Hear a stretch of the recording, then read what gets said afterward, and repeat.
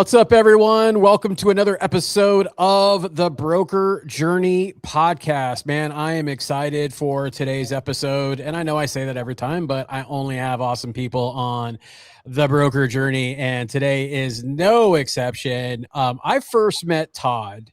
Man, this goes back, 2018, maybe, right around there. Right. And it's, met through obviously AIM. And the one thing about Todd that stood out was Todd obviously, top producer, did a lot of loans. I've had him on other podcasts and other interviews just throughout, my time here. But the one thing that I noticed when you talk to a lot of producers in the industry, one thing about Todd is Todd was like when you say like people are an open book, and they're like, yeah, I get it. Yeah, but Todd's an open book. Like Todd had no problem. I experienced it. I watched it. People walking up to Todd or in a Facebook group, and Todd would sit there and spend time going back and forth telling him everything. What is he doing in his business? How did he, what I process late at night. I do stuff early in the day. This is the type of business I do. This is the type of business I do. I know you guys call me crazy because I don't do governing. I don't do refi, like all the different things. And, all the time I'm sitting there, I'm like, it's being an operator completely focused, right? Guys, that I know I'm going on and on, but the point is that what I appreciate about Todd is that a lot of people, they have that scarcity mindset and they don't share what they do. They feel like they have to hold it close to their vest. But I appreciated how you helped. Didn't matter if they were a name or not a name. It's like someone asked a question, you're always happy to help. And you're just, one of the most chill guys that I've ever met in this industry. So without, further ado, I'd like to welcome you, Todd Bitter, to the Broker Journey podcast. So welcome, man. Yeah, thanks, man. Good to be back here. I think it was about 3 years ago, around this time I was on here. Yeah, it's another change. Another change, but it's been a while. Oh yeah, I remember that. So look, we're gonna get right into it. Big news. I saw it. I was like, oh wow, that's great news. I sent a message to Mike, said, hey, great hire. Todd's obviously one of my most favorite peeps in the industry. Great hire. But tell me, like, what started the move to NEXA? Well, I mean, it goes back. I know Mike, and not just Mike, but several of the high, leaders, several loan officers, just people at NEXA I've known for years. I mean, and I joke because Brendan Hemler was like one of his first big recruiters that Mike had, and this goes back to probably around the time me and you met, about 2018. Brendan would come at me. I was a single, just a small little broker shop. Me and one other guy. Brendan was always like, "Oh, you got to come next." And I'd always joke around, say never, but I'd think, it's probably never, right? And he was one of the first people I reached out to when I came over to NEXA. It was like, well, never say never. Never just got here today, So, but where it really started was just I had a good relationship with these guys, especially Mike, and we stayed in touch. Stayed in touch with a lot of people. And when in 2022, when I decided to stop originating and wanted to move to a larger company to do something different, it was really between NEXA and UMortgage. And in that case, UMortgage, was the decision I made. A great decision. A great 3 years at UMortgage. I left on fantastic terms. Nothing weird there. There's no dirt, no tea. Nobody needs to reach out. People that have reached out did literally copy and paste the same thing in text. Oh, 100%. Yeah. Yeah. It's just basically there's nothing to hear. I mean, UMortgage is a great company. NEXA is a great company. What happened is NEXA obviously is a lot bigger than UMortgage. They've had more time to build than UMortgage, and Mike offered me a couple things that really heavily aligned with what I wanted to do. Not that UMortgage was holding me back; they just weren't at that place yet. And so me and Anthony talked. It was a great, conversation. I'm still rooting for them. He's still rooting for me. So I don't want anybody thinking there's anything negative there, first of all. Yep. But I'm getting a little later in my career. We all know that. I mean, I don't think I look like I'm 60, but I'm 60, Dude, you do not look like you're 60 at all. That's shocking. So I've never cared about 30, 40, 50. None of the birthdays matter. I don't know why 60 kind of hit me in the gut. Like I always think of that as like grandma, So yeah. But I think I got the energy, the drive, and everything of a 30-year-old, so I'm happy. But my thought is like, NEXA gives me the opportunity to leave a bigger legacy. There's 3,000, 3,400 plus loan officers there, massively growing company. doing all kinds of cool stuff coming down the pike. That's just that, Mike's brain never seems to stop thinking Yeah. about how to take it to the next level. I mean, Mm-hmm. bro, you're already at the next level times 10. He wants Mm-hmm. to take it to the next level times 100. Yep. My thought was, okay, I go over there. I've got a chance to have an enormous impact on a lot of people. And quite frankly, when it's all said and done, I don't know if it's 10 years from now, I don't know if it's what, but when it's all said and done, I don't want people to ever say that guy closed a ton of loans. That guy closed 30 loans a month without any processors or LOAs, all the Mm-hmm. stuff that people talked about. I wanted Yep. to say that guy left a legacy of helping others, making an impact on two great companies. Mm-hmm. And that's what I want people to talk about. I don't care about the loans I ever closed. I wanted to Mm-hmm. talk about the people I've helped and changed and Yeah. made for the better. So that was kind of the thought. Like NEXA offers that. Yeah, and it's kind of two things was funny is when I saw the announcement, I'm like, first like I said, I'm like, oh man, RIP your phone and your inbox, because I knew you're gonna get just slammed with everything from everybody. And then it's funny you say it's interesting when you look back at like old TV shows that you and I grew up with, and you see those people and you see, oh, they were like, I'm like, oh, they were 40 in that, and they look like they're 80. You know what I mean? Yeah. So it's crazy. So like to your point, when you're like 60, you're like, yeah, grandma, right? It's just. But it's just different, right? It's different these days. And and to your point, man, like just kind of how I started off our conversation is that like that's exactly how I see you, is like, yeah, a top producer, obviously, but what I saw is someone that, was willing to help, like when I was at EPM and I had you come out for our first broker success event, and had you come and be one of the speakers there and all that other stuff. It was just, again, like it wasn't like, when I talked to some loan officers, like, all right, well, who's going to be there and how much time do I get on stage and what is it main stage or this? I was like, all right, cool. Like, what do you want me to say? Like, how can I best help? And so I've seen that when you went to when you were just by yourself, when, now at NEXA. So I know it's only going to be that. And, one of the things that I've always appreciated about NEXA is because I have quite a few members in my my coaching program that are Nexans, is what I really enjoyed is just the openness of just communication between everybody, like people, like no one was ever really hard to find, you know what I mean? And that's hard when that's hard when you're, you have 500 people in your country, Yeah. as opposed to 3 times that, right? Or 4 or 5, 6 times that now, right? So it's incredibly hard. And I think, people, leaders like, Mike and, and Jason, they need other leaders because they can only spend so much time, doing that. And I know they want to be hands-on. I know they want to, I know they want to, make sure that they are the best at what they do.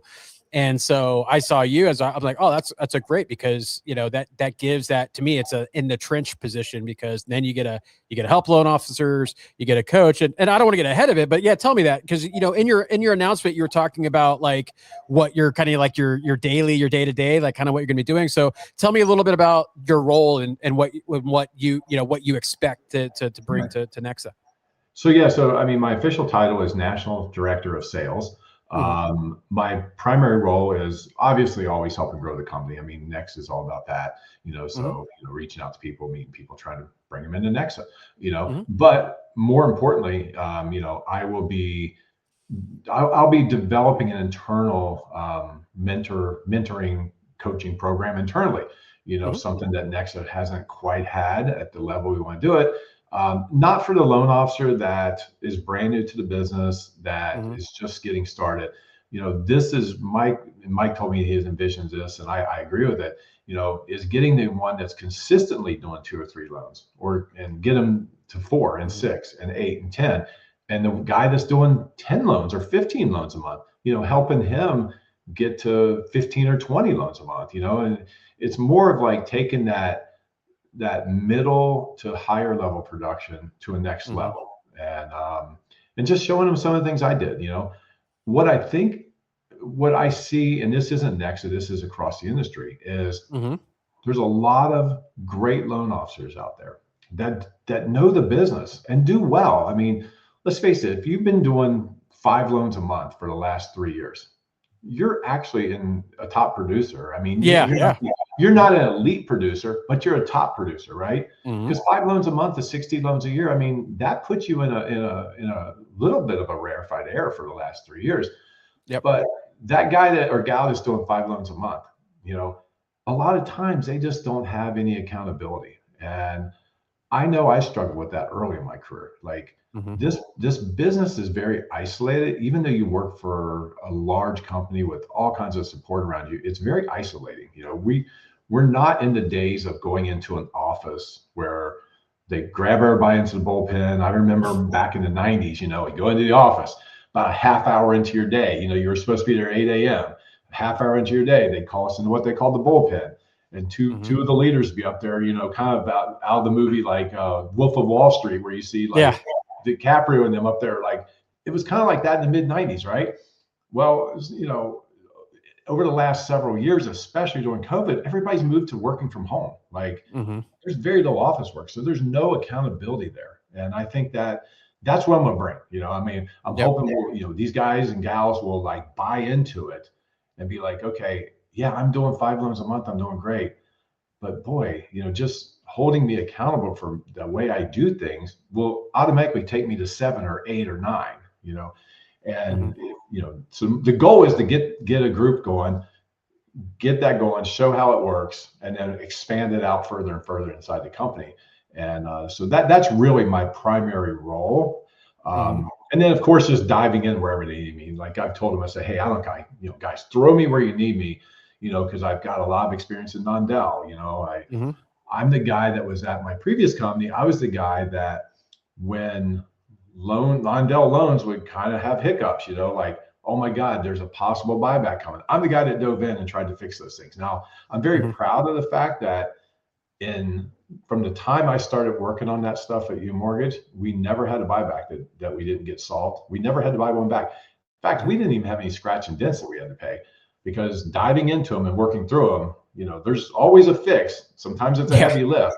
And I told Mike, I said, hey, I know that's other people in the company's job, but I'm happy to help if you need me in those areas, relationships. I mean, I know leaders of all the different, where can I fit in? Just throw me in wherever you need me. But primarily internal coaching and growing the company is my primary roles.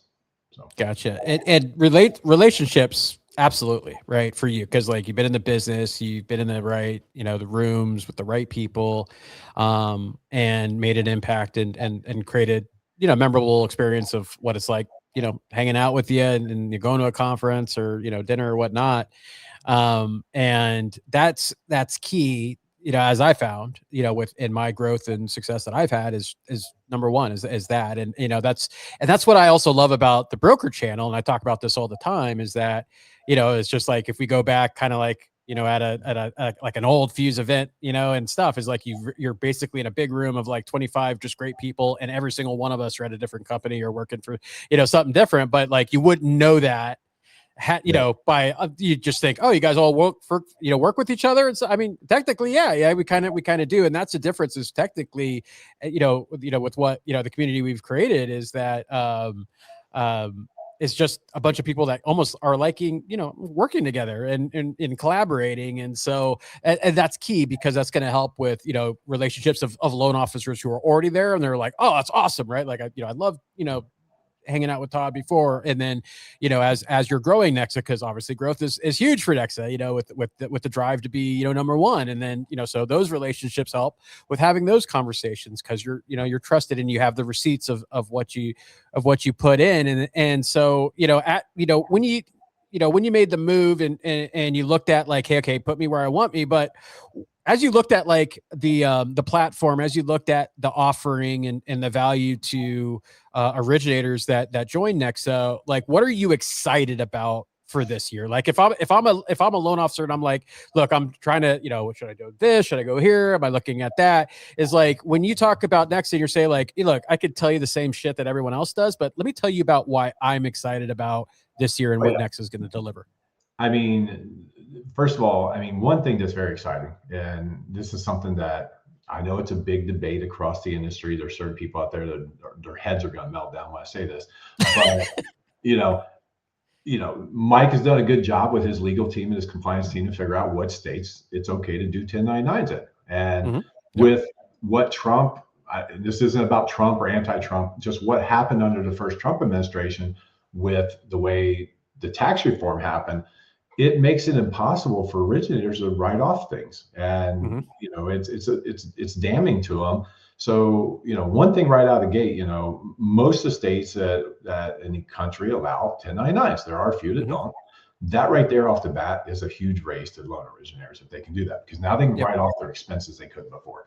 But beside that, you know, you've got the NEXA 100. Now, I'll be honest with you. I think I said this to somebody recently. I've been talking to so many people. I apologize if I said this to you.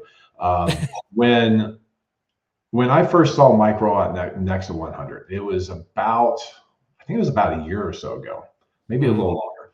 And he's up on stage. I wasn't speaking. He was on stage and he's talking about NEXA 100. He gets off, and me and Mike's always been friends. And I said, come on, man. I said, you know, that's bullshit. I said, you're just hiding margin on these guys. I said, it's on, you're doing it non-Dow. You're hiding margins. Nobody gives 100% commission.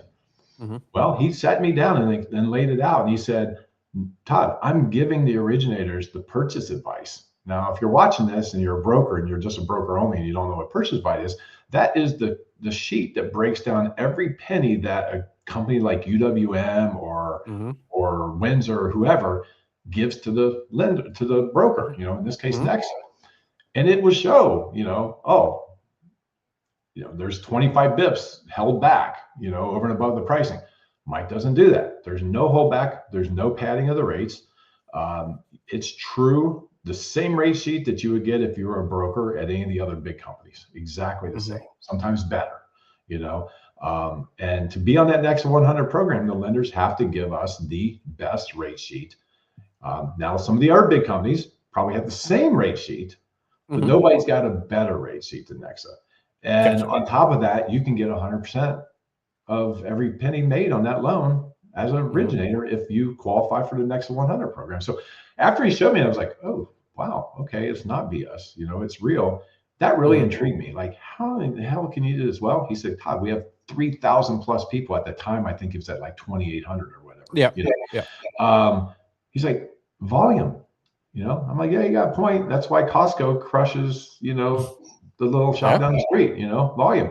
You know, and we pick up revenue other places. And on a lot of those NEXA 100 loans, we are taking a little bit of a loss, but we're making it up in other ways. And because we're so large, we can do it. So right away, that would be my thing to originators. It's like, you got a chance to make 100% on your loan.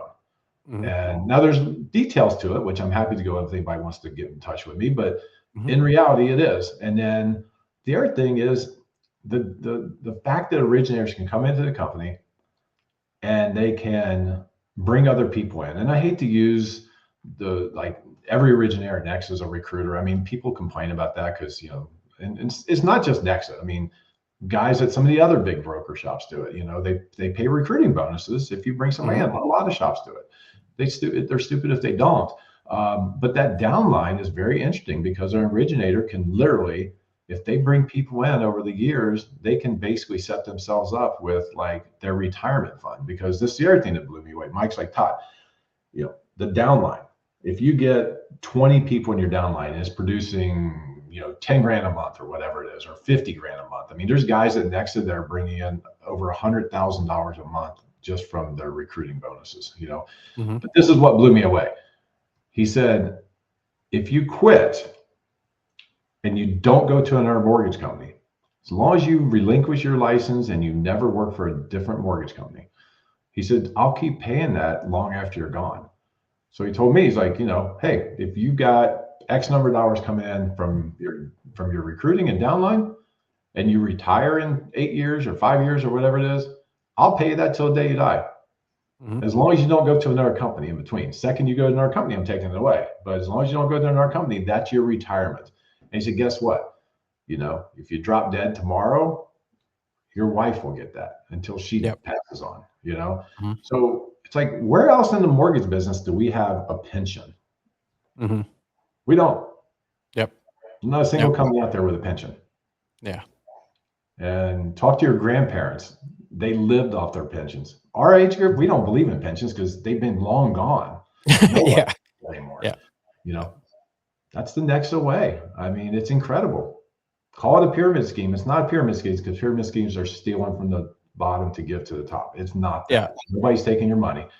Mm-hmm. It's just a funnel. It's like a lead funnel, except in this case, it's a retirement funnel, in my opinion.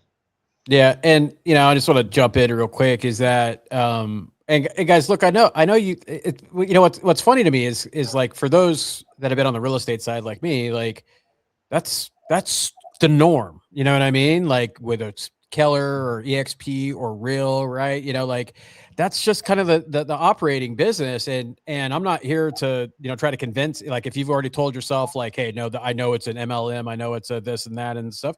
I'm not here to convince you any different, right? If that's how it is. But what I will tell you, what Todd brought up, and I remember talking to Mike and I interviewed him about NEXA 100 and, how he was talking to me and same with you, right? He took me through all the different things and everything else. So I'm like, all right, now, and he's and the keys, like, he's all, look, I could do it because we have all these people, right? He's like, that's what makes really this work. And he explained all of these things. And he said, that's why the growth matters, but, my whole point in saying this is that, as an originator, you don't get it. Like when you right, there's, you put it perfectly, like no pension, no retirement. You don't just get it. Don't just gonna, I'm going to sell my book. No, like if you have maybe if you like pass it down, if you have like, a family in the business, okay. But other than that, like once you're gone, you're gone. There is no writing off in the sunset with something. And Mike, was talking about that same, scenario and what he does. And he gave me exact, like, hey, this is what's happening right now with someone that was, doing that. And that's what I think is important is that, look, at the end of the day, I'm going to go somewhere to where that's going to put me in the best position to succeed. But not only, but if I'm looking for the carrots, because every company's trying to compete for the originator, and their volume. And why not say, hey, look, we have something that can pay you out long term, right? When things done. And that's every sales vertical. So and look, yes, I know when you have, and this is what people understand. I'm like, when you have thousands of people, right? Like not everyone is going to be the best person as far as like on the phone or the emails they send or the text messages or this or that. And that happens. And I get that, but like, why is that different than any other company? As like, it's, and again, once you start being, large and you become number one and all that other stuff, then of course, there's, you're playing ahead. So like, there's not anywhere but people behind. And so and that's this, but this is what I'll say to everyone in this industry. What no one understands is that, like, guys, the mortgage industry, there's no angels in the room. Like we're all killers on one level, one way or another. Right. So like everyone like wants to act like there's the perfect medium where everyone's happy and we always do everything that everyone thinks should be done. And everyone's on this. That's just not business. And that's just not the mortgage industry. But when you say like, and so why try to play a game that the mortgage industry isn't? Right. It's like, no, like I'm going to figure out what the game is and I'm going to figure out how to fucking win it. Right. And so that's what I see. And that's what I've always, loved about, seeing what, Mike does, obviously, you, Jason, of course, all of that. And what I've seen is a lot of growth. I've seen a lot of focus right on that. And so I just wanted to jump in there because I think it's important for people to understand that. And like I said, I'm not trying to convince anyone otherwise, but I think people need to have that different perspective, just like you did. You're like, I don't know about that. So you had a conversation and you're like, I saw it. I used, logic and I had my perception. So outside of, the NEXA 100 and stuff and what you're doing, what else is there? Anything? I know you guys have the the AI announcement that Mike made, and so like what else is there? Anything else that you wanted to talk about that? There's just like he's got the AI announcement that's coming. One of the things that grabbed my attention too was the leadership that he's built out. I mean, for years, it was Mike and his old partner, and then Mike, the old partner, and Jason and a few others, right? But he really grabbed my attention this year because he brought over two outstanding female leaders, just salt of the earth people. He brought in Jerry Farr and Tammy Richards, and I know a lot of people in the broker channel especially may not know who Jerry is, but she was one of the leaders at Nova Home Loans, and then went over to be one of the leaders at Bay Equity, which eventually got bought by Redfin, which is where me and Jerry came into play together, and then eventually bought by Rocket, and then she left and came over to NEXA. But just phenomenal leader. Tammy, she's been around for longer than I have, but just two really strong female leaders. So Mike's really balancing out that leadership team, and which is impressive. It's not just Mike anymore. It's Mike, it's Jerry, it's Tammy, Jason, me in the mix, and he's bringing in that balance so that if Mike isn't your cup of tea, no problem. You've got other people here. If I'm not your cup of tea, no problem. You've got Mike and Jason there. It's a balanced leadership now. And I think that's impressive. And if you haven't met Jerry or Tammy, when you see them at events, you got to meet them because they're just phenomenal people. Yeah. I know of them. I think I might've met Tammy at an event before, but I don't, but I look forward to, to meeting them both, but I've from a reputational, I've heard of them both. And obviously I was on the retail side. In fact, Bay Equity was a company that I did some stuff for back in the day. So know very well and good reputations and 100% agree with that. Now, I want to be a good steward of your time. So, but having you on here, this is one thing I want to ask because of your expertise is that as you look at 2026, what do you think is the biggest threat to the originator as far as them finding success, and then what is the biggest opportunity for them? Yeah, obviously the biggest opportunity is going to be the fact that I think we're finally going to see rates loosen up. We've seen it already, but you're going to see some margin compression loosen up. That's really been hampering a lot of things. Now, with that, margin compression has been a thing for the last few years. So for the last few years, these big retail shops have been able to compete with brokers and very closely on rates. There hasn't been that big disparity. Guess what? When this margin compression loosens up, and I'm going to tell you something, just look at the biggest one out there that's throwing huge bonus checks or sign-on checks to a lot of the VA originators out there. He just took out a number of people from New Mortgage, right? Big sign-on bonuses. Why the VA? Well, guess what? Retail absolutely crushes the margins on govies when the margin's there. It hasn't been there lately. So they can show you the rate sheets. Oh, look, we're close to the broker channel. Guess what? When those VA coupons and stuff loosens up, all of a sudden it's going to be 450 basis points in your stack when you're on the retail side versus brokering.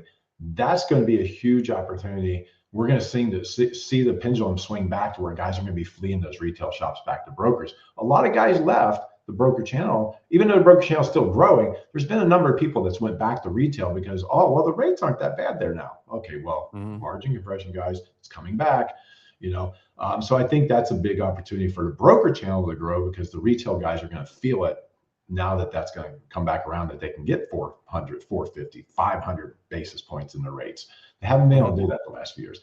The biggest threat, though, for overall, I think the uncertainty of, again, I stay apolitical publicly. Yep, I hear you. Me too. Yeah. And I can pick out, great things that the current administration has done. I think they've done some good things. I also think they've done some bad things. I think the fact that there's a lot of uncertainty there and you never know what is going to happen, and I think uncertainty is something that the market hates, the bond market hates, the stock market hates. I think if we can get some certainty in there, I think that's probably our biggest one. I just did an interview this morning with somebody from Housing Wire about the 10% cap on credit card rates. And they said, isn't this a great thing? On paper, it's a great thing. Yeah. But here's the problem. And this is what I was telling her. It sounds good. Oh, their debt went from $400 a month to $200 a month. Now maybe they qualify for a little more mortgage. Okay, that sounds good. But when those credit card rates are capped at 10%, guess what's going to happen? Citibank and the rest of them are going to massively cut back these people's credit lines. And then what happens? A month later, the credit bureaus pick that up. Oh, heck, these people went from 25% utilizations at 75 or 80% utilization. Oh, sorry, you just lost 50 points on your credit bureau. Now you don't qualify for the house anymore. So as it looks good on paper, I see that being very damaging to the credit markets if it happens. Yeah. Do I want people to pay 28% on the credit cards? No, I don't. I think it's terrible. But there's repercussions if we do this, Yep. And I think the repercussions are going to outweigh the benefits of it. So that's one little thing I think that could have a small ripple effect into the mortgage business. No, I agree. It's just like with all of these things is you got to look deeper and look, what Todd said, about margins, for those that don't know, like predominantly most of my career in this is on the retail side. Right. And so a co-owner of a mortgage retail IMB. And so I've been there. So everything that Todd is saying, I could 100% back up that is exactly what the case. And if you want proof that has nothing to do with anything that we're talking about, as far as like, oh, of course you're going to say that, or, Todd or whatever. No, it's just look. And I just posted about this with Chase. Right. And it had exactly everything to do with what Todd just said. Right. They looked at their gain on sale, which decreased based off of correspondent lending versus their retail arm. Right. And so what are you going to do when the margins are better? You're going to shift to where the margins are better, because no company in the world wants to lose money. Right. No. And so everything that Doug just said, you just saw Chase did, because what happened as soon as they came out with that, then you start seeing people start posting in Facebook groups like, hey, check out this Chase LE or check out this. And I'm like, yeah, because what they're going to do is they're going to start pushing volume towards their higher margin business. Wouldn't you? Right. So but that's the thing. Was that the way before? No, but that's how I know they're not it's not the same, like apples to apples with cross country. But the point is that that's every retail IMB is going to have that. And so it's just, it happens all the time. So if you guys really kind of go back and start looking at all the gain on sale and, public traded companies, and when they're going through that, if you really start breaking down, you start to understand that you can play with the numbers all you want, but at the end of the day, the bill always comes due, because the money has to come from somewhere. Yeah. I mean, it's the old adage, nothing in life's for free. So when you get $1 million bonus or sign-on bonus from whatever company out there, they're going to make that up. And guess what? They're not going to make up the million. They're going to make up 3x, 4x over the over the life of that contract you have now. And it's just like, a couple of days ago, I went into the local Albertsons, which is our main grocery store here, and they had 12 packs of soda on sale for, buy 3, get 3 for free. Yeah, it's a leader to get me in the door, because they know that they're going to make their margin on the steaks or the hamburger or the cereal or whatever else I buy. They're margin on that. They're giving the Pepsi away for free, and it's the same thing. So those rate sheets you're seeing today, that's the 99-cent milk that you're getting at the grocery store today. And guess what? That same rate sheet, just like that milk's not going to be 99 cents in 6 months. Yeah. So that's perfect. Be ready. Yep. Be ready, man.